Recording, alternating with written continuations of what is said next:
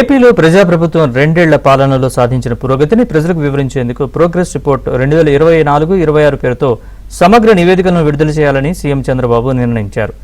గత ప్రభుత్వ పాలనలో జరిగిన విధ్వంసాన్ని వివరిస్తూ విడుదల చేసిన 7 శ్వేతపత్రాలకు కొనసాగింపుగా వాటిపై తీసుకున్న చర్యలు, సాధించిన ఫలితాలను యాక్షన్ టేకెన్ రిపోర్టుల రూపంలో ప్రజల ముందుంచాలని ఆదేశించారు.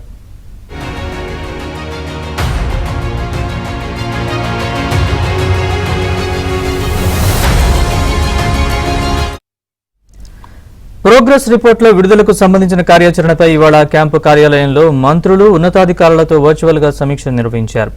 2 ఏళ్ల క్రితం రాష్ట్ర ఆర్థిక పరిస్థితి, పోలవరం ప్రాజెక్టు, అమరావతి రాజధాని, విద్యుత్ రంగం, శాంతి భద్రతలు, మైనింగ్, ఎక్సైజ్ రంగాలపై విడుదల చేసిన శ్వేతపత్రాల్లో ప్రస్తావించిన అంశాలపై ప్రభుత్వం తీసుకున్న చర్యలు, సాధించిన పురోగతిని ఈ నివేదికల్లో పొందుపరచాలని సూచించారు.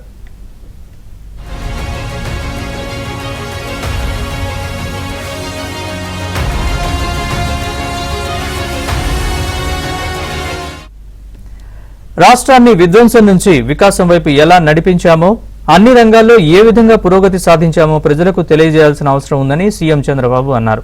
సంక్షేమ పథకాలు, అభివృద్ధి కార్యక్రమాలు, పరిపాలనా సంస్కరణలు, గవర్నెన్స్లో తీసుకొచ్చిన మార్పులను ప్రజల ముందుంచడంతో పాటు తప్పుడు ప్రచారాలకు చెక్ పెట్టడమే ఈ నివేదికల ప్రధాన ఉద్దేశమని చెప్పారు.